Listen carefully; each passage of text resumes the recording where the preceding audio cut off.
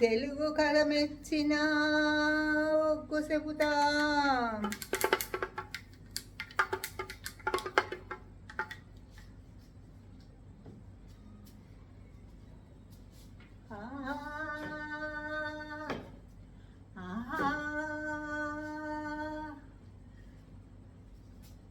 శరణార్థులు.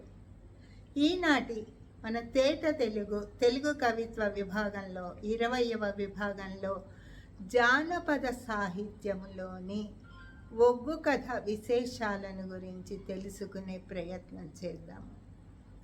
నాకు తెలిసిన మేరకు నేను చేస్తాను.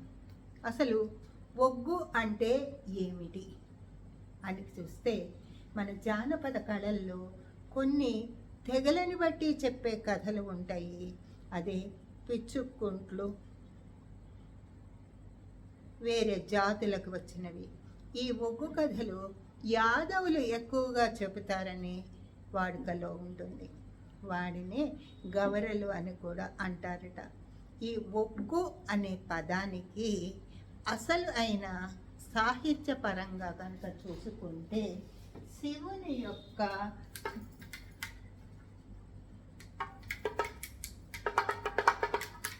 డమరుకము. కానీ కాలక్రమేణా ఆ ఒగ్గు అనేది చర్మ వాయిద్యంగా తయారైంది. జానపద కళల్లో తెగలని బట్టి చెప్పే కథలు కొన్ని ఉంటాయి. అదే ఈ వాయిద్యాలను బట్టి చెప్పే కథలు కొన్ని ఉంటాయి. ఉదాహరణకి బుర్ర కథ అనేది మనం వింటున్నాము. అవి ఏంటంటే, చెట్టు యొక్క బుర్రలు, గుమ్మడి బుర్ర, ఆ బుర్రని తీసుకుని వాయిద్యంగా దాంతోపాటు చెప్పే జానపద ప్రక్రియ బుర్ర కథ. ఏ విధంగా బుర్ర కథ వాయిద్యాన్ని అనుసరించి చెప్పబడుతోందో, ఈ ఒగ్గు కథ కూడా వాయిద్య ప్రాధాన్యంగా చెప్పబడే కథ. చర్మ వాయిద్యాలని, అది డోలు కానీ ఇంకా ఏమైనా వాటిని కానీ ఒగ్గు అని అంటారు. కొంతమంది సాహిత్యంలో దానిని జగ్గు అని కూడా అంటారు.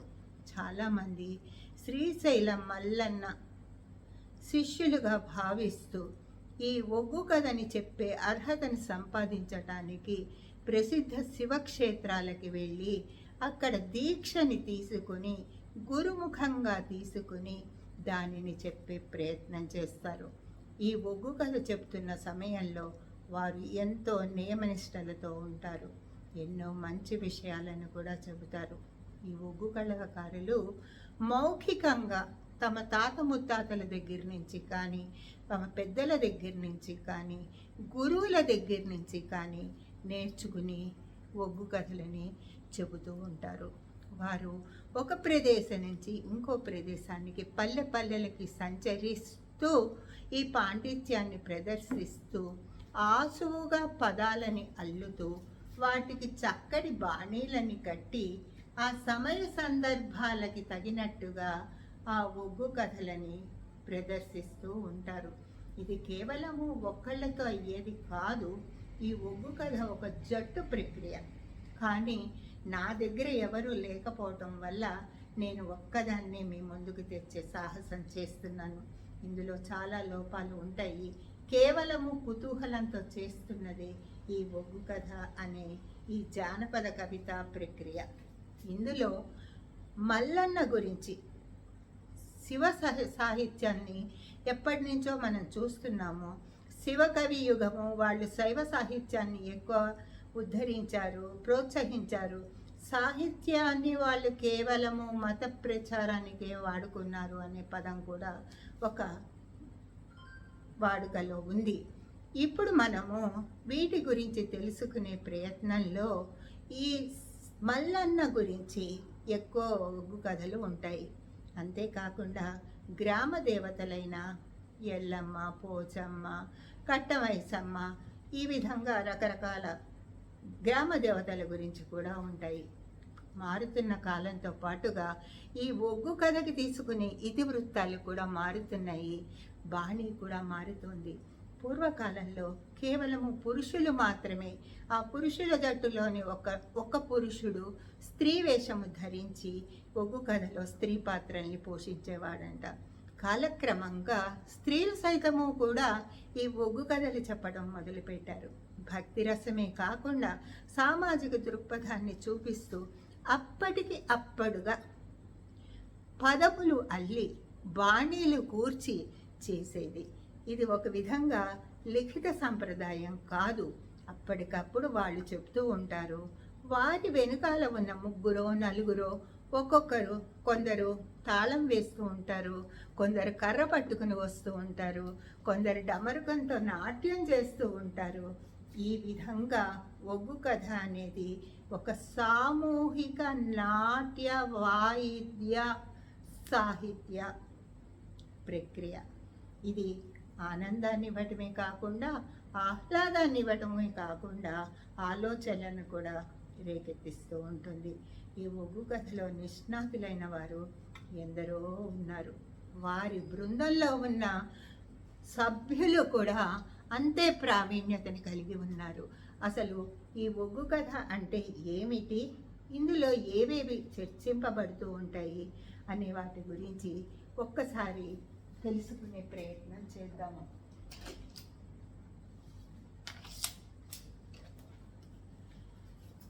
ఒగ్గు కథ. ఈ ఒగ్గు కథకి ఒక నియమం ఉంటుంది. ఏ విధంగా సన్యాసం తీసుకోవాలన్నా, ఒక పట్ట భద్రులు కావాలన్నా, ఒక నియమాన్ని పాటించాలన్నా, ఒక పీఠాధిపతులు కావాలన్నా, వాళ్ళు ఒక గురుముఖంగా ఒక పవిత్ర క్షేత్రానికి, శివక్షేత్రానికి వెళ్ళి అక్కడ నియమనిష్టలతో ఆ గురువు ద్వారా మంత్రోపదేశాన్ని పొంది దాని వలన కేవలము అందరికీ సమాజానికి పనికి వచ్చే విషయాలని మాత్రమే వాళ్ళ కళ ద్వారా ప్రదర్శించే నియమాన్ని పెట్టుకుని ఉంటారు. వారితో జట్టులో ఉన్న వాళ్ళు కూడా అంతే పాండిత్యం కలిగిన వాళ్ళు అయి ఉండి ఆ పాట పాడుతున్నప్పుడు కానీ, నాట్యం చేస్తున్నప్పుడు కానీ, ఆగుతున్నప్పుడు కానీ తమ వంతు కృషిగా ఆ అంటూ ఉంటారు. లేకపోతే ఏదైనా ఒక పదము చివర ఒక పదముని పెట్టుకుని ఆ పదంతో పాడుతూ కూడా ఉంటారు. దీనికి సంగీతమైన బాణి ఉండాలి అని లేదు. ఒగ్గుకర్త తను ఏ విధమైన ఇతివృత్తాన్ని తీసుకోవాలనుకుంటాడో, ఒక బీరయ్య కథో, ఒక మల్లన్న కథో, ఒక ఎల్లమ్మ కథో ఏది తీసుకోదలుచుకున్న నియమనిష్టలతో మొట్టమొదట తాను గంగమ్మని ప్రార్థిస్తాడు. సమాజంగా సనాతనంలో గణేశుని ప్రార్థన మనం వింటూ ఉంటాము. ఇక్కడ మాత్రం గంగతో పరిశుద్ధులు కావాలి అనే ఒక ఆలోచనతో వాళ్ళు గంగమ్మను ప్రార్థించి ఆ గంగాజలం తల మీద చల్లుకుని పవిత్రులైన తర్వాత గణేశ ప్రార్థన చేస్తారు. అంతేకాదు ఆ వాయిద్యాన్ని కూడా శివుని డమరుగముగా, అదే విధముగా దేవత యొక్క ప్రతిరూపముగా పూజిస్తూ భక్తితో గౌరవిస్తూ తాళము వేస్తున్నా, కంజీరా వాయిస్తున్నా, వేరే డప్పులు మోగిస్తున్నా, కర్ర తిప్పుతూ వచ్చినా సహా ఈ ఒగ్గు కథలో కర్ర కూడా ఒక ప్రధాన పాత్ర వహిస్తుంది. ముందు వెనుక తిరుగుతూ ప్రధాన కథకుడు కథ చెబుతూ ఉంటే ఆ వెనక ఉన్న వాళ్ళు కొంచెం సేపు ముందుకి వస్తూ కర్రతో వస్తూ రాగాలాపన చేస్తూ ఆహ్లాదాన్ని కలిగిస్తూ ఉంటారు. అంతేకాదు ఇంకొక ముఖ్యమైన సాంప్రదాయం ఏమిటి అంటే, ఈ ఒగ్గు కథలో ఒక గంటను పసుపు గంటగా చేసి విఘ్నేశ్వరుడుగా తలచి దానిని పూజించే సంప్రదాయం కూడా ఉంది. ఈ గంటని తీసుకుని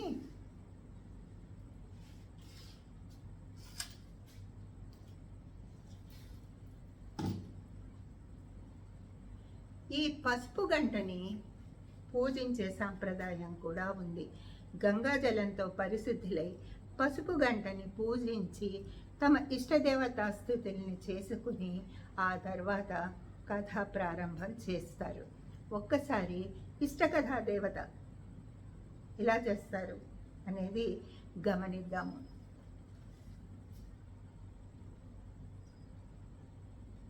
ఒక్కసారి ఇది లిఖితం కాకపోయినప్పటికీ ఒక్కసారి దాన్ని గమనిద్దాము. ఏమేమి రాసి ఉన్నాయో ఇక్కడ. బంగారు గంగమ్మ గోపాల గౌరమ్మ కట్టమైసమ్మ నల్లపోసమ్మ తల్లి ఎల్లమ్మ జంగాన వీరన్నమ్మ మేలు మల్లన్న వందనాలమ్మ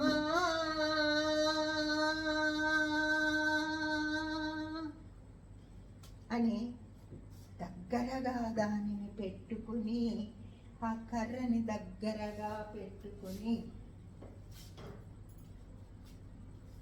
ఈ విధంగా పెట్టుకుని మన సోది చెప్పేవాళ్ళు కానీ, ఈ రంగం ఉన్నప్పుడు బోనాలప్పుడు రంగం ఎత్తి చెప్పిన వాళ్ళు కానీ వాళ్ళ ప్రార్థనని గబగబ గబగబ గబగబ గబగబ చెప్పేస్తూ ఉంటారు.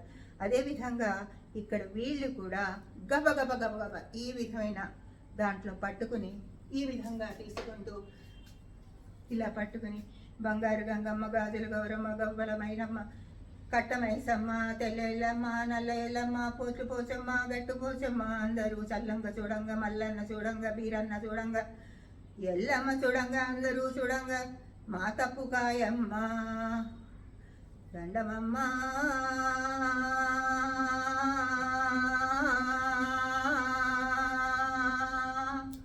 అనగానే కర్ర తీసుకుని ఈ వెనకాల ఉన్న అతను కూడా దండమమ్మ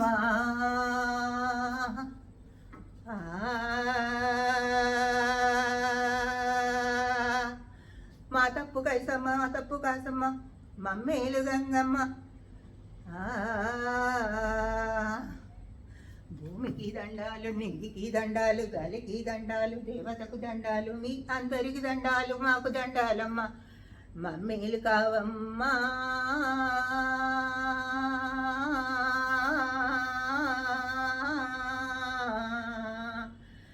దండమమ్మ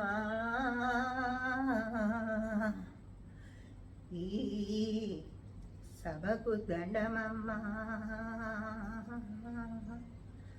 ఈ అతిథులకు దండమమ్మ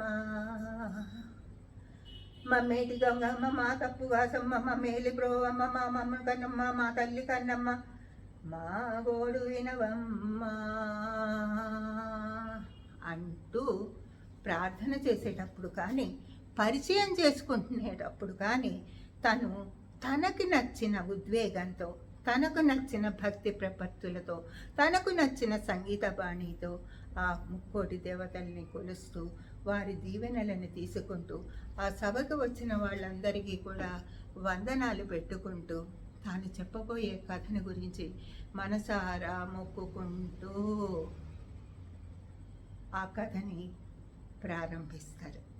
ఆ కథ ప్రారంభం అప్పుడు ఏం చేస్తారంటే ఆ వాక్యము చివర వాళ్లకు నచ్చినట్టుగా ఉయ్యాలో సందమామో రామరామ తుమ్మెద ఈ రకంగా ఒక పదాన్ని హుషారు తెప్పించే పదాన్ని పెట్టుకుంటూ వెనకాల వంతగా ఉన్న వాళ్ళు కూడా ముందుకు వచ్చి పాడుతూ ఉంటారు.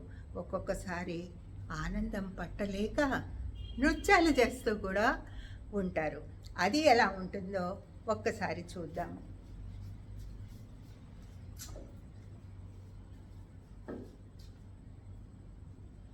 బంగారు గంగమ్మ గవ్వల గౌరమ్మ కట్టమైసమ్మ నల్లపోసమ్మ తల్లి ఎల్లమ్మ జంగాన వీరన్నమ్మ మేలు మల్లన్న వందనాలమ్మ వందనాలు. తప్పులన్నీ కాసి దయచూడవే తల్లి అని ఈ ప్రధాన కథకుడు చెబుతూ ఉంటే పక్కన వెనకాల ఉన్నవాడు కర్ర తీసుకుని ఇలా వచ్చేసి అంటూ ఉంటాడు. ఒకవేళ హుషారు అయిననుకోండి ఆహా అంటూ ఉంటాడు. ఇంకా ఏమైనా ప్రశ్నలు అడగాలనుకుంటే కూడా వచ్చి ప్రశ్నలు అడుగుతూ ఉంటారు. ఇందులో ఒకళ్ళు నృత్యం చేస్తూ ఉంటారు. ఒక్కొక్కసారి చాలా పాత్రలు కూడా నృత్యం చేస్తూ ఉంటాయి. ఒక్కొక్కసారి రాగాలు తీస్తూ ఉంటారు. ఒక్కొక్కసారి 3, 4, 5, 4 పదాలని కూడా కలిపేస్తూ ఉంటారు. కానీ కథ మాత్రం ఎక్కడా కూడా తొట్రుపడకుండా ముందుకు సాగుతూనే ఉంటుంది. అది ఎలాగంటే ఈనాటి తెలుగు విభాగంలో తెలుగు భాష ఉద్భవము గురించి చిన్న ప్రయత్నము, ఇది ఒగ్గు కథ అని నేను చెప్పలేను, చిన్న ప్రయత్నము రకరకాల ఎల్లమ్మ కథలు, పోచమ్మ కథలు. అదే కాకుండా ఈ మధ్య మాధ్యమాల్లో నేను సామాజిక కథలు కూడా చూస్తూ ఉన్నాను, రకరకాల దేశభక్తి కథలు చూస్తూ ఉన్నాను. మొన్న ఈ మధ్య భర్తని ఎగతాళి చేస్తూ వచ్చే హాస్యరస ఒగ్గు కథ కూడా చిన్నది ఒక షార్ట్ వీడియోలో చూశాను. అది చూసినప్పుడు ధైర్యం చేసి మీ ముందుకి తెలుగు భాష ఏ విధంగా తన నడకను ప్రారంభించిందో, తెలుగు సాహిత్యం ఏ విధంగా తన అడుగులను వేస్తూ విజయ పతాకని ఎగరవేసిందో తెలియజేసే ప్రయత్నం చేస్తాను. ఇది పూర్తిగా మౌఖికము. దీనికి ఛందస్సు కానీ, అలంకారాలు కానీ, సాహిత్యము కానీ అనే నిబంధనలు లేవు. ఆ కళాకారుడు ఏ విషయం చెప్పదలుచుకున్నాడో సూటిగా చెప్తాడు. కాబట్టి అందరికీ సులభంగా అర్థమవుతుంది. సరళత అనేది ఆ భాష యొక్క గొప్పదనము. చాలామంది చెప్తారు ఈ ఒగ్గు కథ అనేది తెలుగు రాష్ట్రాలైన తెలంగాణ రాష్ట్రంలో ఎక్కువ ప్రాచుర్యం పొందింది అని కూడా చెబుతూ ఉంటారు. అనేక మాధ్యమాల్లో మనము అనేక ఒగ్గు కథలని చూస్తూనే ఉన్నాము. ఈ ఒగ్గు కథ వాయిద్యమును అనుసరించి వచ్చిన కథ. పిచ్చుకుంట్ల కథ అనేది తెగకి సంబంధించి వచ్చిన కథ. ముఖ్యముగా యాదవ జాతి గొల్లలు ఈ కథలని చెప్పటంలో ఎక్కువ ప్రావీణ్యతని కలిగి ఉంటారు. ఎప్పుడైతే ఇష్టదేవత ప్రార్థన అయిపోయిందో ఆ తర్వాత వాళ్ళు ఏ కథాంశాన్ని చెప్పదలుచుకున్నారో దానిని ప్రారంభిస్తారు. ఆ కథాంశము మనకి ఇక్కడ ఉన్నది. తెలుగు నెగ్గిందన్నది ఈ ఒగ్గు కథ. అంటే ఇంత మెల్లిమెల్లిగా చెప్పరు. తెలుగు నెగ్గిందన్నది ఒగ్గు కథ అంటారు. అంటే తెలుగు ఈ పోటీలో, ఈ అన్ని భాషల రణరంగంలో తనకి ఒక ప్రత్యేక స్థానాన్ని తెచ్చుకుంది అని తెలియచేసేదే ఈ ఒగ్గు కథ. ఈ ఒగ్గు కథని ఒక్కసారన్నా మనం ఇలా అనకుండా, నాకు అసలు ఇది కొట్టడానికి రావట్లేదు, ఇందాక వచ్చింది ఇప్పుడు రావట్లేదు. ఇది ఇందులో 3 క్యారెక్టర్లు ఉంటాయండి. ఈయన బీరన్న అని శివుడి కొడుకని, ఈయన మల్లన్న అని, ఈవిడ ఎల్లమ్మ అని. ఈ ముగ్గురు శివ సంతానంగా భావిస్తారు. సరే, గంట పూజ అయిపోయింది, పసుపు గంట పూజ అయిపోయింది, గంగాదేవిని కొలవటం అయిపోయింది, గ్రామ దేవతల్ని కొలవటం కూడా అయిపోయింది. ఇప్పుడు మనం కథాంశం ఏంటో కూడా తెలుసుకున్నాము. అదే తెలుగు యొక్క ప్రయాణము ప్రారంభింపబడినది ఏ విధముగా అని తెలుసుకునే ప్రయత్నం. ఇక్కడ ఏం చెప్తున్నామంటే, తెలుగు నెగ్గిందన్నది ఒగ్గు కదా.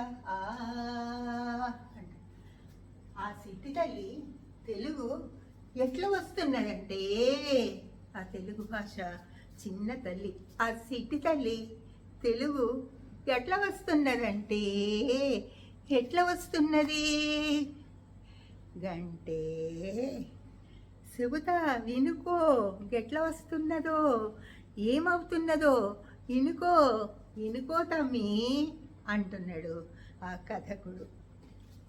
తెలుగు తల్లి ఎట్లా వస్తున్నది ఆ సిట్టి తల్లి, గల్లు గల్లు కాలి మువ్వలు మృగంగా, గల్లు గల్లు కాలి మువ్వలు మృగంగా, కలు కలు మని సిరు నవ్వులు రాలంగా, గల్లు గల్లు మాలు మూలు, గల్లు గల్లు కాలి మువ్వలు మృగంగా, తలుగు తలుగు సిరు నవ్వులు దొరలంగా, గల్లు గల్లు మని కాలు మంగగా, గల్లు గల్లు కాలి గజ్జలు మృగంగా, తలుకు తలుకు మంటూ సిరునవ్వులకంగా. గట్లా వస్తున్నదంట ఆ సిట్టి తల్లి. మన తెలుగు తల్లి మన గుండెలో ఉందామని ఎట్లా వస్తున్నది? మమ్ము పెంచినవమ్మా మాదరికి వచ్చినవమ్మా, మమ్ము మెచ్చినవమ్మా మాదరికి వచ్చినవమ్మా,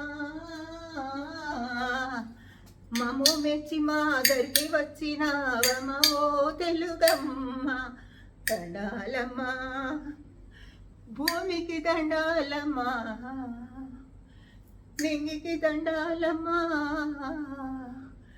తెలుగుకు దండాలమ్మా, వెలుగుకు దండాలమ్మా, దండాలమ్మా దండాలమ్మా దండాలమ్మా దండాలమ్మా ఓ తెలుగమ్మా. గట్లనా గట్లా వస్తున్నదా ఆ తెలుగు బిడ్డ? అవును, మన్ని మెచ్చుకుని మనతో ఉందామని, మనలను నచ్చుకుని మనలను మెచ్చుకుని వస్తున్నది ఆ పాప, ఆ చిరునవ్వుల పాప, ఆ తలుపు నవ్వుల పాప, ఆ వెలుగు చూపుల పాప, ఆ తేట తెలుగు పాప వస్తున్నది. రావమ్మా. అప్పుడు దండాలమ్మా తెలుగుకు దండాలమ్మా, దండాలమ్మా తెలుగుకు దండాలమ్మా, భాషకు దండాలమ్మా తెలుగు భాషకు దండాలమ్మా, భాషకు దండాలమ్మా యాసకు దండాలమ్మా, భాషకు దండాలమ్మా యాసకు దండాలమ్మా, కైతకు దండాలమ్మా కవులకు దండాలమ్మా, కైతకు దండాలమ్మా రాతకు దండాలమ్మా, కవులకు దండాలమ్మా భాషకు దండాలమ్మా, దండాలమ్మా తెలుగుకు దండాలమ్మా. గట్లనా ఆ తెలుగు బిడ్డ గల్లు గల్లు గల్లుమంటూ కాలన్నెల పాదాలతో మంగళధ్వనులు చేస్తూ తలుగు తలుగు తలుగుమంటూ చిరునవ్వులు చిందుస్తూ మనలను మెచ్చి వచ్చిందా? వందనమమ్మా తెలుగుకు వందనమమ్మా, కైతకు వందనమమ్మా రాతకు వందనమమ్మా, వందనమమ్మా తెలుగుకు వందనమమ్మా, కైతకు వందనమమ్మా రాతకు వందనమమ్మా అని అందరూ పొగుడుతూ ఉన్నారు.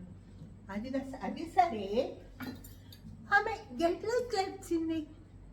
ఎవరైనా పిలిచిండ్రా ఆమెని, లేకుంటే ఆమెనే వచ్చిందా?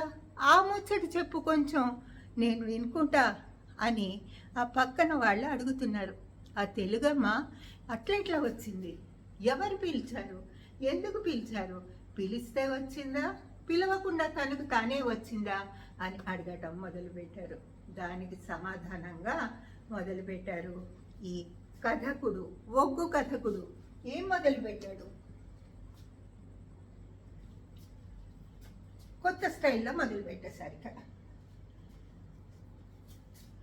పాండవులు పాండవులు తుమ్మెద, చంద్రవంశము వారు తుమ్మెద, పాండవులు పాండవులు తుమ్మెద, చంద్రవంశము వారు తుమ్మెద, చాళుక్య రాణులు తుమ్మెద, చంద్రవంశము వారు తుమ్మెద, పాండవులు పాండవులు తుమ్మెద, చంద్రవంశము వారు తుమ్మెద, చాళుక్య మహారాజు తుమ్మెద, చంద్రవంశము వాళ్ళు తుమ్మెద అని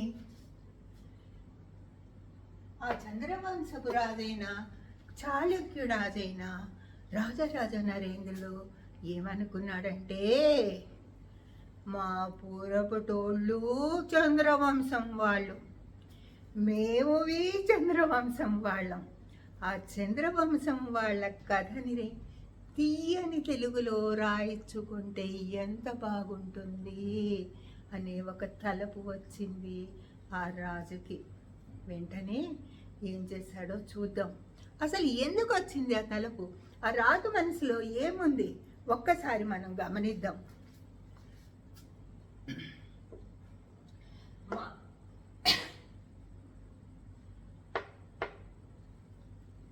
1 minute, ఒక్క నిమిషం అండి.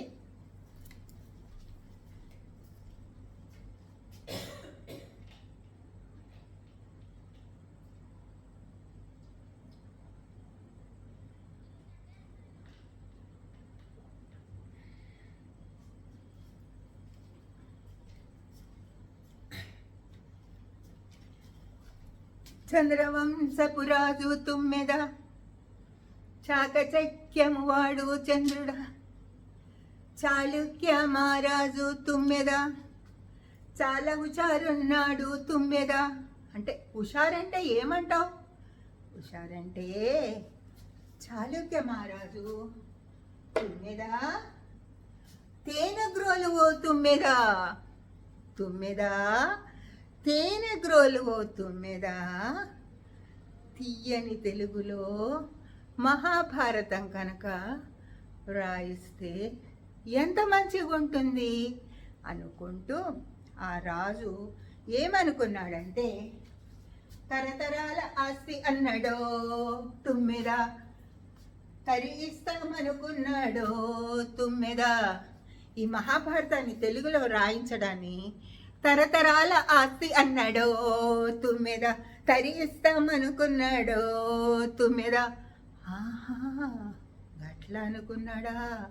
ఆ తలపు మంచిగానే ఉంది, మరి ఏం చేసిండు ఆయన అన్న ప్రశ్నకి వంత ఉన్నవాళ్ళు అడుగుతారు. ఆహా ఆహా, అబ్బబ్బబ్బబ్బబ్బబ్బబ్బా, ఎంత మంచి తలపు వచ్చింది, ఎంత చక్కటి అవకాశం వచ్చింది తెలుగు తరానికి అని చెప్పు. అప్పుడు ఆ రాజు ఏం చేసిండేంటి అని అడగంగానే అప్పుడు చెప్తాడు ఈ కథకుడు. రాజభాష చేసినాడు, రాజకవిని పిలిచినాడు, రాజభాష చేసినాడు, రాజకవిని పిలిచినాడు, తాంబూలాన్నిచ్చినాడు, తడవు సీడు కన్నాడు అనగానే రాజభాష చేసినాడు, రాజకవిని పిలిచినాడు, తాంబూలమునిచ్చినాడు, తడవు సేయ కన్నాడు. గనంతనే శ్రీవాణి గిరిజాశ్చిరాయ దదతే అంటూ ఆదికవి మహాభారతం, ఆంధ్ర మహాభారతానికి ప్రారంభం పలికాడు. ఆ ప్రారంభం తర్వాత ఏం జరిగింది అంటే చూద్దాం. తీరొక్క పువ్వైనది చందమామ, తేనెలూరు వాగైనది చందమామ, తీరొక్క పువ్వైనది చందమామ, తేనెలూరు వాగైనది చందమామ, తెలుగు భాష తీరైనది చందమామ, తెలుగు భాష తేనెలూరు చందమామ, లక్షణమే తెలుగు భాషదే చందమామ, అక్షరాల పోగైనది చందమామ, అక్షయముల పోగైనది చందమామ, అక్షరాల పోగైనది చందమామ. ఆ తెలుగు భాష విలక్షణమైన అక్షరములతో సజీవ నదిగా సతతము విరాజిల్లుతూనే ఉంటుంది. మా తెలుగు తల్లికి మల్లె పూదండ, మా కన్న తల్లికి మంగళారతులు. ఈ నా ప్రయత్నాన్ని మీరు సహనంతో చూసి నన్ను ఆశీర్వదిస్తారని, నేను మరింత సాధన చేసి మరింత బృందాన్ని ఏర్పరచుకొని వాయిద్య సహాయంతో మరొక ఒగ్గు కథని వీలైనప్పుడు ప్రదర్శించే ప్రయత్నం చేస్తానని మీకు మాటిస్తూ ఇప్పటికీ సెలవు తీసుకుంటాను. జై తెలుగు తల్లి. శరణార్థులు.